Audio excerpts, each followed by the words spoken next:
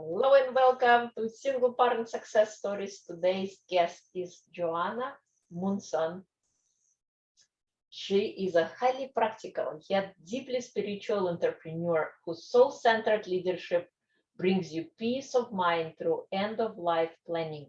She got into this field after the end of her 20-year marriage and has found great joy in living her purpose. Johanna has been a single mom for past 10 years to 2 kids. Welcome, Johanna. It is a pleasure to have you. Oh, thank you so much, Irina. It's just an honor to share this time with you. Thank you. So please share with us your story. How did you become a single mom? Yeah, well, I never imagined that I would be a single mom when I got married in 1992, I guess. And I thought we wanted the same things. I wanted to be a full-time mom, and my husband was a Army captain, and that to me that meant security. It meant that we had a plan to go forward. And growing up, I had never really thought that I would be a full-time mom. But as I went through college and graduate school and then started working, it really just became clear to me that being a mom was really, really important. My childhood was not very happy, and I wanted to give kids a happy childhood because I knew I had friends who had quote unquote happy childhoods and thought I knew what that looked like. And to me, it meant having a mom be at home all the time. And so we got married. I worked for a couple of years, and then we had our son, and I stayed at home with him, and we had a daughter a couple of years later. And I worked part-time when she was little, but then once we moved out to the West Coast where I am now, I was able to not work. And my husband was great. He was commuting on the ferry every day, and our life seemed to be going really, really well.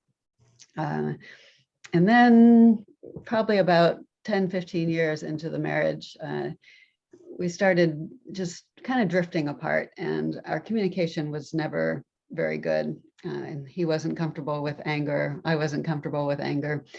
He expressed it sometimes. I never did. So there was a lot of just suppression of emotions, feelings. He played piano, so he let all his emotions out banging on the piano. And I was very involved with the kids. My daughter was a ballet dancer, and so spent hours at the studio sewing costumes, creating that special connection with her. My son was into marching band, and so I supported him in that pursuit. And we did that for our kids, and my husband was more than willing to help them pay for lessons, thousands of dollars every year. And they're doing great. My daughter just finished her first year of medical school. My son's off in Taiwan as an engineer with semiconductor company. So all that pays off, right? But in the process, I lost myself. I had no idea who I was. And so actually, my husband was the one who said, I can't do this anymore. I was so suppressing my feelings that I just, said, I'm going to maintain the status quo. I'm not going to do any challenges to it. I didn't really know that I wasn't happy, but I was just like, okay, I can't imagine any other life than this. And so it was a shock when right after Christmas, he said, I don't think I can be in this marriage anymore. Must have been tough. Yeah, and so we tried 1 or 2 therapy sessions, but it was obvious that he just wasn't interested in pursuing it. And so he moved out, left me with full custody of the kids. They were in 8th and 11th grade at that point. And it was like, okay, I've been basically a single parent for the last 5 or 6 years anyway. This is really nothing new, because I hadn't had a whole lot of emotional and physical, company support, companionship support. It was more just the financial. And so they didn't really go see him because he had moved back over to Seattle, and they didn't, their life was on the island, on Bainbridge Island, and they didn't want to go spend weekends with him because they really couldn't because of their activities. And it was uncomfortable for me to be with him. So I didn't want him over at the house. So yeah, it was, looking back, I can't believe that I let him off in that way. And it certainly wasn't good for their relationship. They have very good relationships now that they're 10 years down the road. So what were some of the challenges you faced? Well, so being a stay-at-home mom, I had not developed any sort of career. I actually have a master's in teaching Japanese. I lived in Japan for 5 years in college and after, and so I love the language and the culture. And I had taught briefly even at the college level, but those opportunities were not available out here. So I didn't have any way to support myself that made that I could do right away. So finding that path was really challenging. I love education, and that's what I've ended up doing, becoming an end-of-life educator, navigator, as I call it. And so that was one challenge, finding my passion, finding my calling. I'd suppressed all this spirituality and the need for deep connection, other than with my kids. And once they left for college, I was on my own. So that was another challenge. And oh my gosh, the dating world. Yeah, I dated 3 alcoholics in a row. Oh, wow.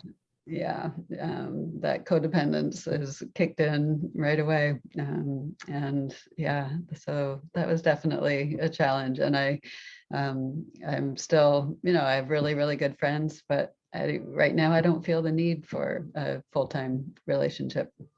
My ideal is to have a partner who has his own place. I've got my own place.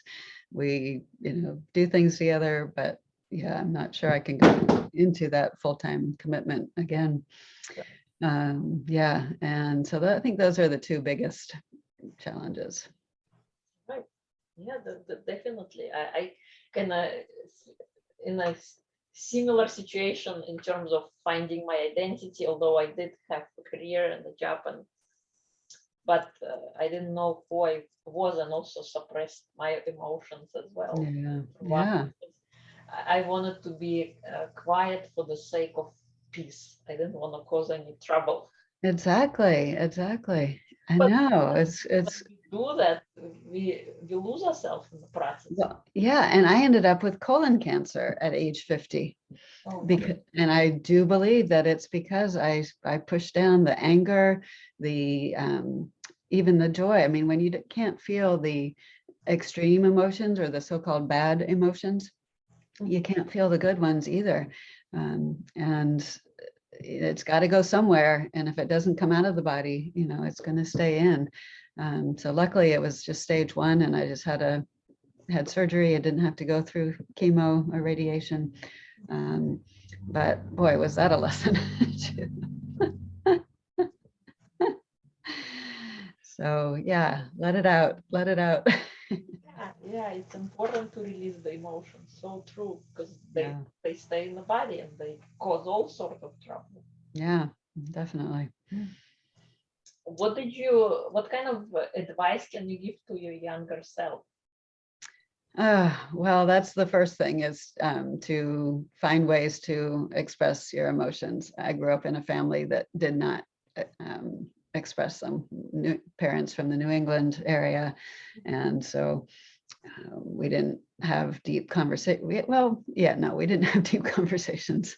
They were very supportive, but I never heard "I love you." I never said "I love you" until I was 18 and leaving for college. And so that's number one, I think, is to just tell communication. Tell yourself you love yourself. Find ways to get that through your head that we are lovable people, right? To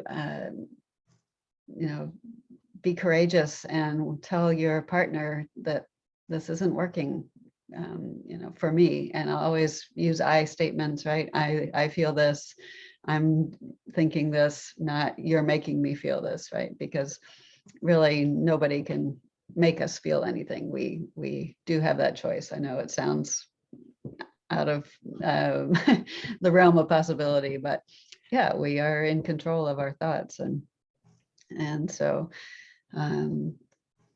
it's been a huge journey of personal growth the last 10 years. And I don't want to be with him again.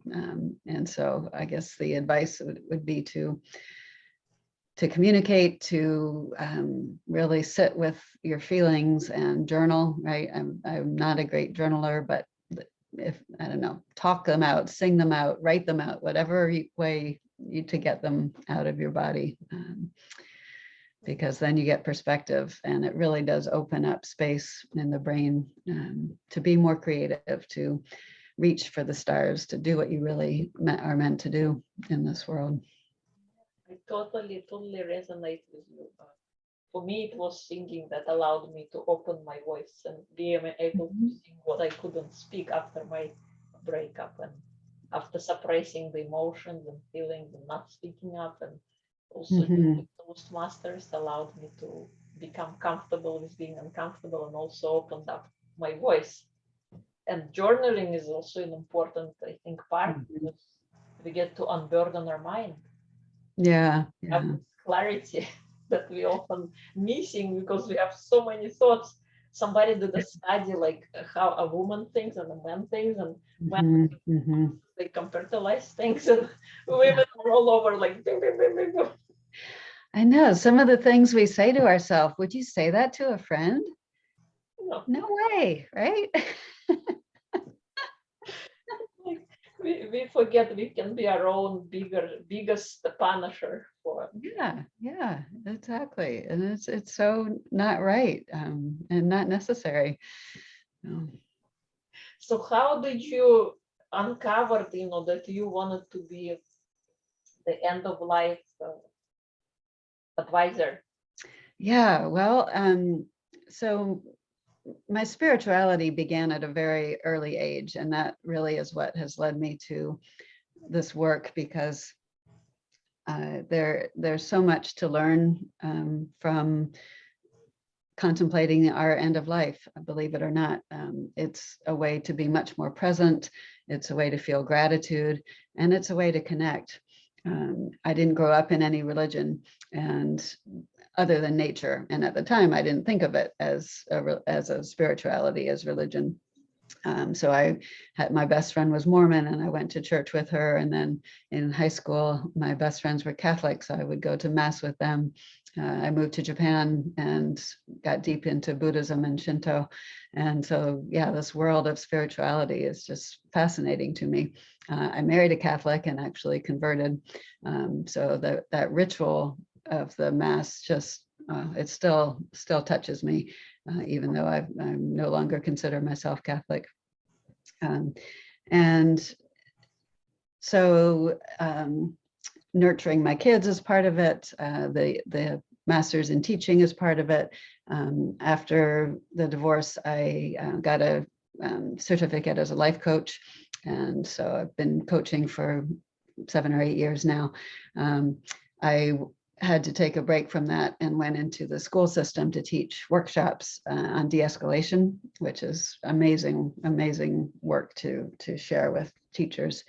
And then COVID happened, and so I could no longer go around to be in schools. And in 2019, my dad was at the end of his life and he went on hospice.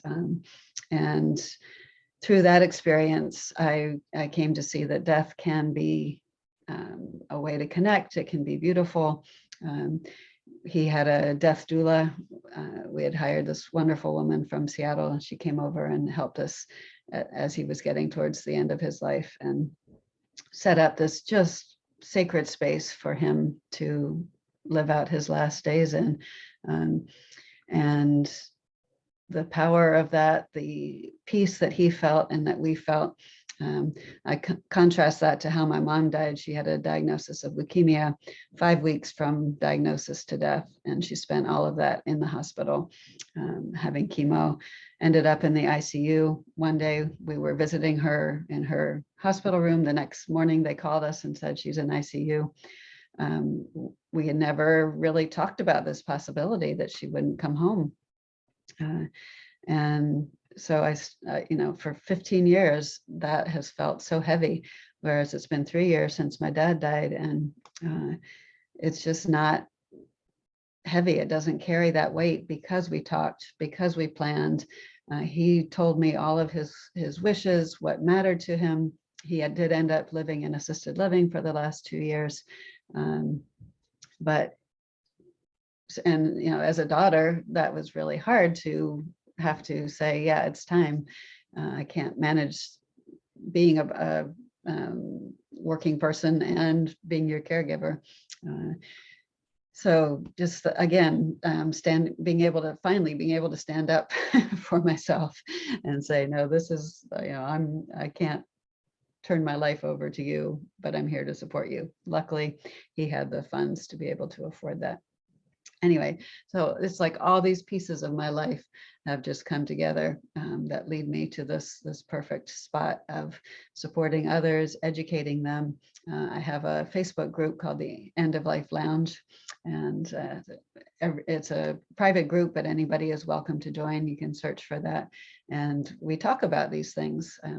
What it's like to be in the sandwich generation, we call it, where you have young kids or teenagers on the one hand and aging parents on the other. You're trying to keep your life, your marriage, your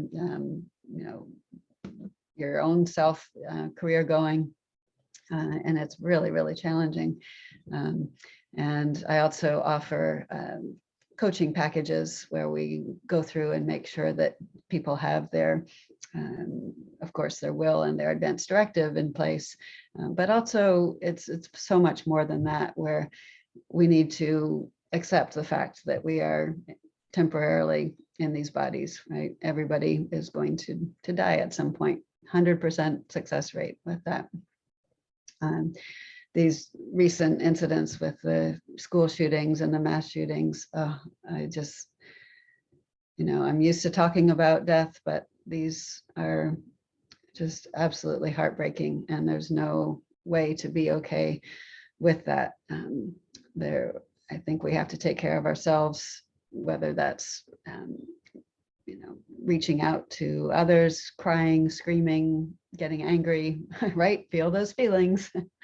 And then use that energy to get together with others and make progress towards changing our society. So we're supporting people who have mental health. We're making it much more difficult to get access to weapons.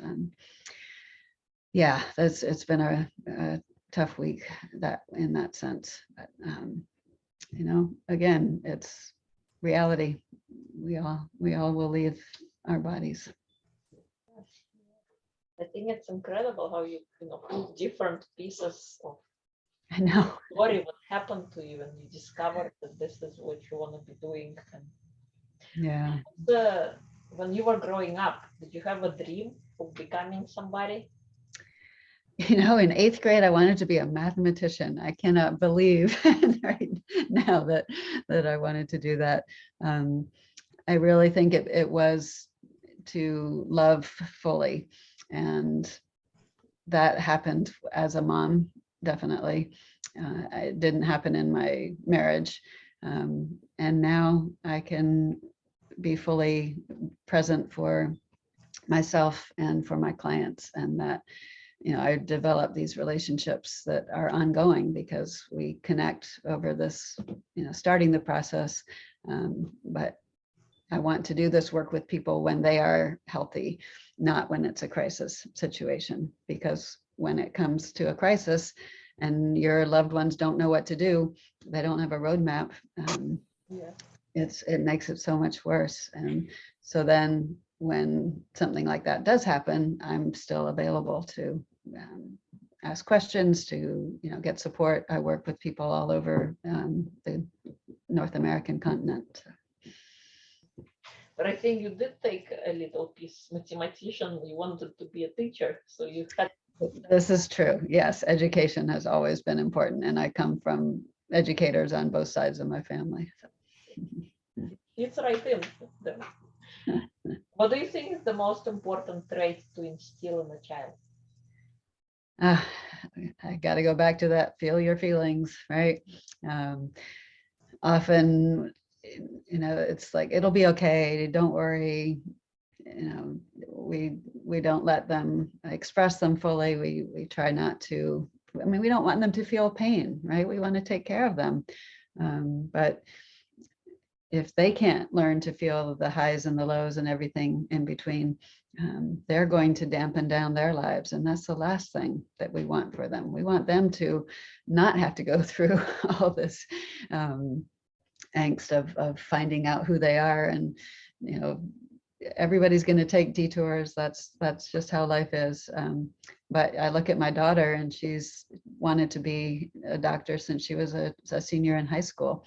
And 6 years later, she's finishing her first year of med school, and she's even getting a PhD, you know, so this is 8 years of school. She loves school. My son, you know, didn't really know what he wanted to do. He also took Japanese. He went to China, and now he's living in Taiwan. So, you know, he obviously feels like he can express himself, and it's just, oh, it's wonderful. So feel your feelings, help your kids feel their feelings. I think it's awesome, and so important. Yeah. To be able to articulate, because oftentimes we can't express our feelings. We may be feeling No. It's putting it into words and letting other people know how you feel. Yeah. There's this wonderful diagram called the Wheel of Feelings. Just look it up on the internet. It's this beautiful rainbow of you know, different rings of feelings, and it can really help a child to be able to point to a word once they're able to read and just say, oh yeah, that's how I'm feeling. You know, so Wheel of Feelings.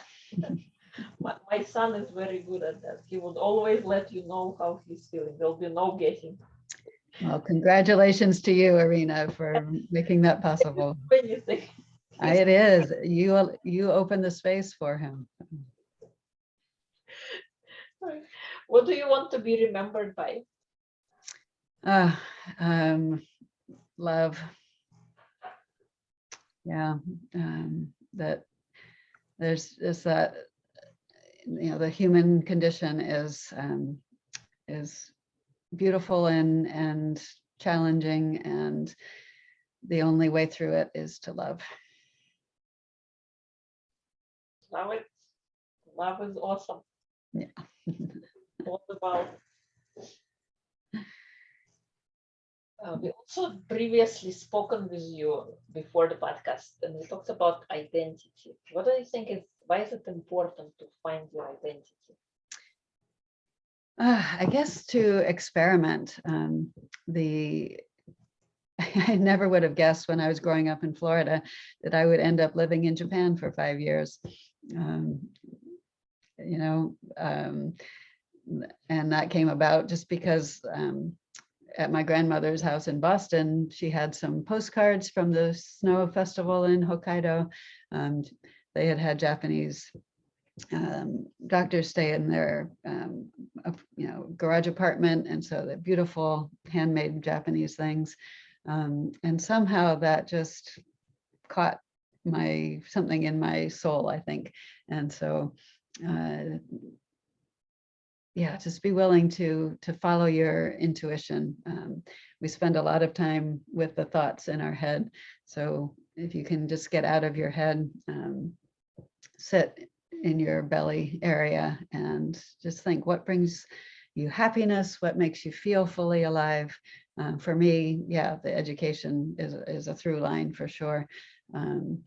The spirituality is a through line.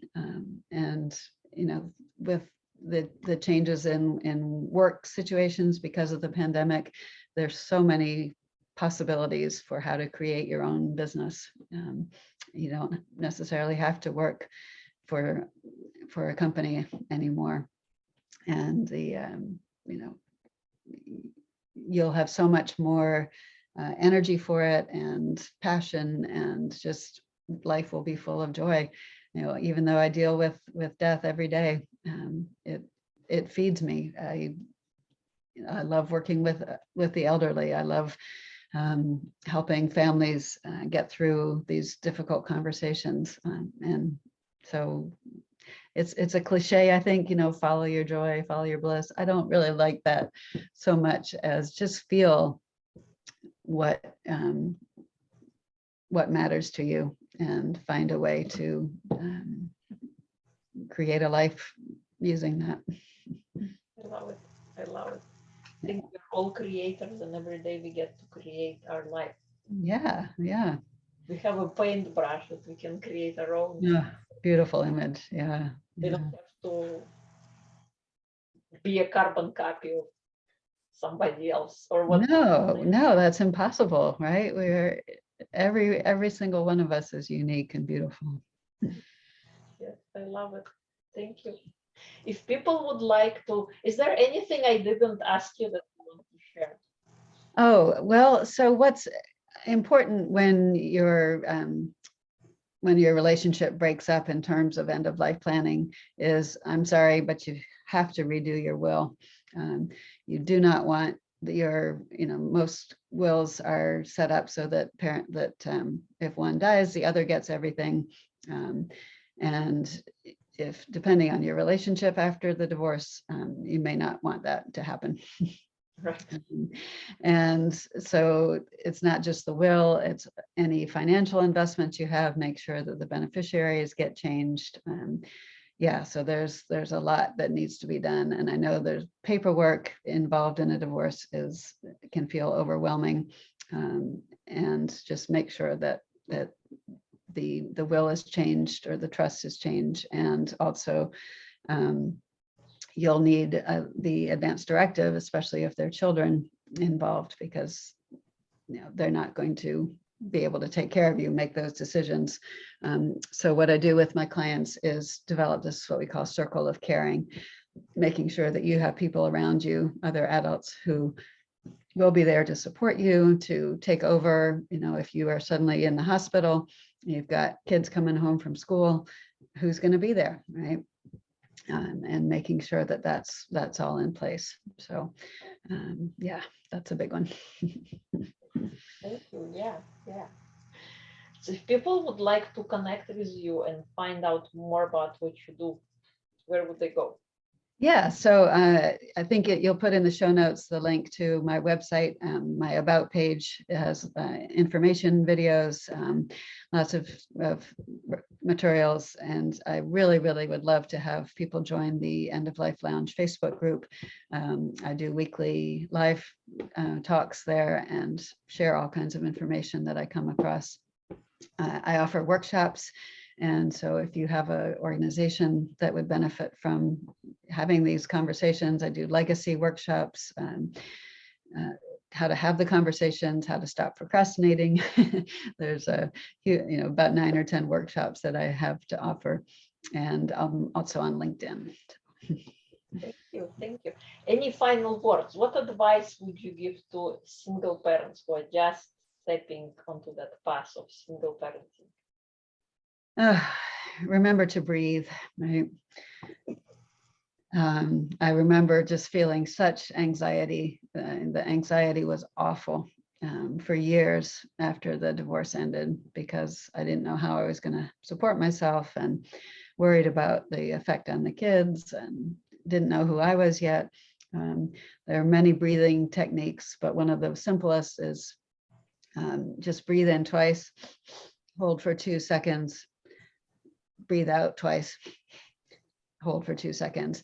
And I'd heard that it was breathe in for 4, hold for 4, breathe out for 4, hold for 4.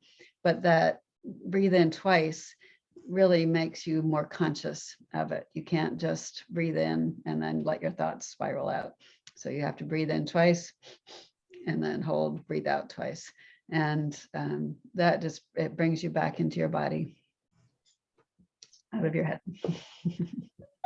Yeah, I think breathing is important, and sometimes we take it for granted. We don't even. Oh, I know. And they have whole schools on how to breathe. And It's fascinating. It's fascinating. Yeah. take a breath. Yes. For parent, take a breath. Remember about breathing. Thank you so much for coming on and sharing your story, your wisdom, your challenges, and things you overcome. It was a pleasure to have you. Oh, Irina, it's been such a joy. And yeah, your the work you do is so inspiring to, get us into a better place. And we all need to continue to grow. And you're such a huge inspiration for that. Thank you. Thank you.